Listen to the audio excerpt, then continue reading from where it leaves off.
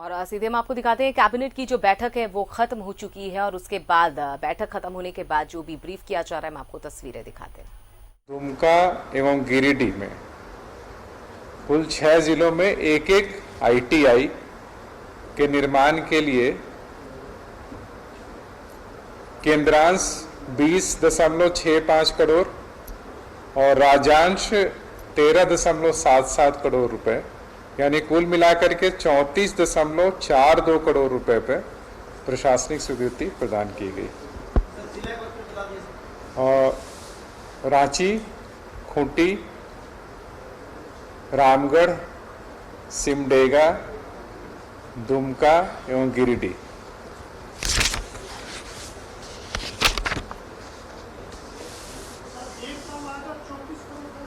नहीं, एक का लागत है 5,74,00,000 रुपया, जिसमें कि एक एकेडमिक भवन का निर्माण होगा और एक छात्रावास जो 100 शैय्या का होगा उसका निर्माण होगा। ये दोनों को मिला करके 5,74,00,000 रुपए का व्यय होगा।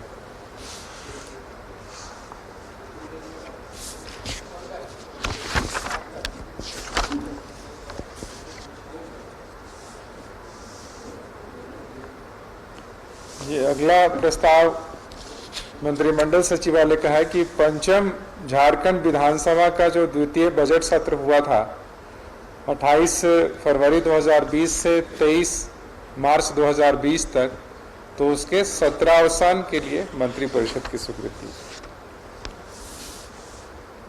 अगला प्रस्ताव ये घटनोत्तर स्वीकृति का मामला है, जिसमें कि कोरोना वायरस के प्रादुर्भाव की रोकथाम हेतु एम्स नई दिल्ली या भारत सरकार के द्वारा टेस्टिंग किट, इलाज हेतु सामग्री एवं दवा की आपूर्ति हेतु चिन्हित कंपनियों एवं भारत सरकार के निर्देशानुसार MRP पर अन्य राज्यों के आपूर्तिकर्ता एजेंसियों से क्रय हेतु नॉमिनेशन के आधार पर कार्य आवंटित करने, यानी कि जो एम्स या फिर भारत सरकार के निर्देश के अनुसार किसी भी संस्था से उस निर्धारित दर पे आप खरीदा जा सकता है। अगला प्रस्ताव है E-कोर्ट प्रोजेक्ट के तहत राज्य के जिला न्यायालयों एवं झारखंड राज्य उच्च न्यायालय हेतु सृजित सिस्टम ऑफिसर के क्रमशः 22 और 1 कुल 23 पदों का 1 वर्ष के लिए अवधि विस्तार।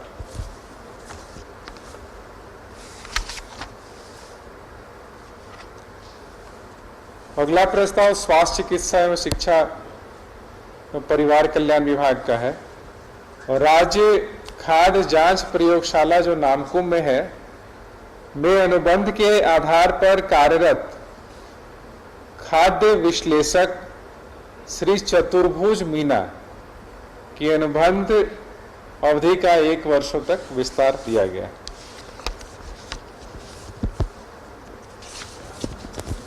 चतुर्भुज। 7वां प्रपोजल है राजस्व, अगला प्रपोजल है 6ठा होगा, राजस्व निबंधन एवं भूमि सुधार विभाग का है। ये पलामू जिला अंतर्गत सदर अंचल के ग्राम पोखराहा खुर्द में कुल रकबा 10 एकड़ केंद्रीय विद्यालय की स्थापना हेतु केंद्रीय विद्यालय संगठन मानव संसाधन विकास विभाग भारत सरकार को निःशुल्क भूमि हस्तांतरण करने के संबंध में इसकी स्वीकृति दी गई। 10 एकड़ पोखराहा खुर्द है, ग्राम पोखराहा खुर्द, सदर अंचल मेदिनीनगर, जिला पलामू। ये निःशुल्क देने का राज्य सरकार का नीति है, तो ये निःशुल्क जमीन उनको दिया जाएगा। और ये चूंकि फॉरेस्ट से संबंधित भूमि थी तो इसके लिए स्टेज 1 और स्टेज 2 का क्लियरेंस भी मिल चुका है फॉरेस्ट का। अगला प्रस्ताव है ग्रामीण विकास विभाग का। ये नाबार्ड RIDF 21 के तहत 29 जलछाजन परियोजनाओं को 2 वर्ष की अवधि विस्तार के संबंध में। ये 29 जलछाजन परियोजनाओं की स्वीकृति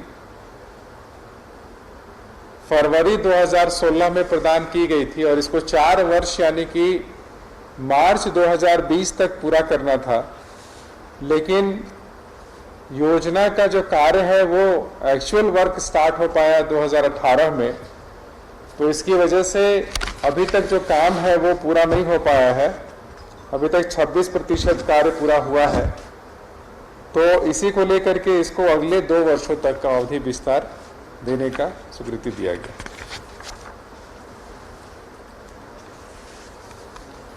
अगला प्रस्ताव ये घटनोत्तर स्वीकृति का मामला है।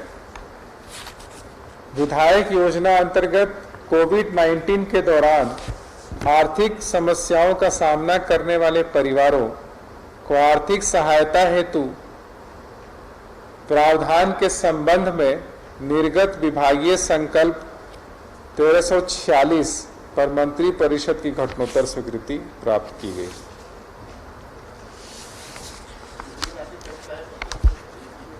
ये 1346 दिनांक 27/4/2020 का संकल्प जारी हुआ था, तो उसमें कुछ संशोधन की आवश्यकता थी, तो संशोधन की आवश्यकता को देखते हुए मंत्री परिषद की प्रत्याशा में उसे संशोधित कर दिया गया और उस पर आज जो है वो मंत्री परिषद का स्वीकृति लिया गया। इसमें राशि तो योजना पहले ही सैंक्शन हुई थी। इसमें यह था कि प्रति विधायक जो है वो अपने कॉन्स्टिट्यूएंसी में जो लोग रह रहे हैं उसको 1000 रुपया दे सकेंगे, और जो दूसरे राज्यों में है माइग्रेंट लेबर्स के रूप में काम कर रहे हैं उनको 2000 रुपया दिया जा सकता है उनके अनुशंसा पे। तो ये हर एक विधायक जो है अपनी योजना से कुल 25 लाख रुपया व्यय कर सकते थे ऐसे मामलों में। तो ये वही योजना है जिसमें कुछ शर्त लगाए गए थे, उस शर्तों को शिथिल किया गया था, उसी की घटनोत्तर स्वीकृति दी गई। और उसी से जुड़ा हुआ अगला मामला भी है कि DCB पत्र लंबित रहते हुए भी चालू वित्तीय वर्ष में 2021 में आवंटित राशि में से 25 लाख की निकासी की स्वीकृति जो है वो करने पर मंत्री परिषद की घटनोत्तर स्वीकृति प्रदान की गई। आप सब जानते हैं कि जब तक आप पुराना ACB पत्र से एडवांस यदि निकासी हुआ है तो जब तक उसका DCB पत्र नहीं जमा होगा तब तक आप नहीं निकाल सकते हैं पैसा फिर से ACB पत्र में। तो ये चूंकि अर्जेंट था मामला, इसीलिए इसमें इस वित्त विभाग का जो सर्कुलर था उसको शिथिल करते हुए 25 लाख रुपया तक निकालने की स्वीकृति जो है वो दी गई थी। ये भी विधायक योजना से संबंधित मामला है। अगला मामला है खाद्य सार्वजनिक वितरण एवं उपभोक्ता मामले विभाग से संबंधित है। प्रधानमंत्री गरीब कल्याण अन्न योजना के तहत राष्ट्रीय खाद्य सुरक्षा अधिनियम 2013 के लाभुकों को अप्रैल 2020 से जून 2020 तक की अवधि के लिए 5 किलोग्राम खाद्यान्न चावल प्रति लाभुक प्रति माह मुफ्त वितरित करने हेतु खाद्यान्न के परिवहन, हाथलन एवं वितरण कार्य के लिए कुल 84.95 करोड़ रुपए की स्वीकृति प्रदान की गई। ये जो भी राष्ट्रीय खाद्य सुरक्षा अधिनियम के तहत आच्छादित परिवार हैं उनको अप्रैल, मई और जून 3 महीना 5-5 किलो जो है फ्री खाद्यान्न आवंटित हुआ है भारत सरकार से। लेकिन ये जो खाद्यान्न भारत सरकार ने आवंटित किया उसके हाथलन के लिए, ट्रांसपोर्ट के लिए और उसको डिलीवरी करने के लिए ये जो पूरा पैसा जो व्यय होगा वो 84.95 करोड़ रुपए होगा, जो कि ये राज्य सरकार से दिया जा रहा है ताकि उनको बिल्कुल फ्री में खाद्यान्न जो उपलब्ध हो सके। ये जो ऑलरेडी खाद्यान्न मिलता है नॉर्मली उसके अलावा ये खाद्यान्न मिलेगा। अगला प्रस्ताव है ग्रामीण विकास विभाग झारखंड राज्य जल छाजन मिशन द्वारा RIDF 25 के तहत कुल 28 जल छाजन परियोजनाओं के कार्यान्वयन हेतु राष्ट्रीय कृषि एवं ग्रामीण विकास बैंक यानी नाबार्ड से कुल 229.23 करोड़ रुपए ऋण आहरण की स्वीकृति दी गई।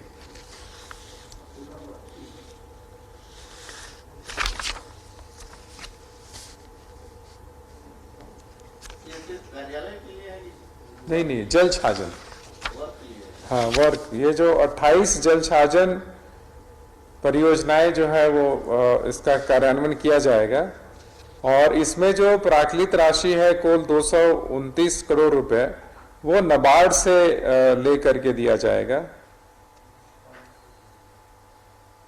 परियोजना की कुल लागत 300 करोड़ रुपए है, जिसमें कि 229 करोड़ रुपए नाबार्ड से ऋण के रूप में प्राप्त होगा।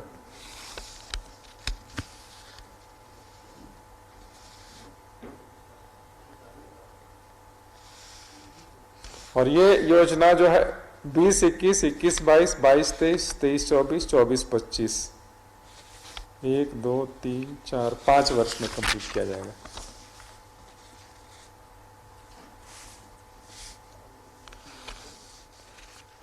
अगला योजना सा वित्त विभाग का है, जिसमें पेयजल व स्वच्छता विभाग द्वारा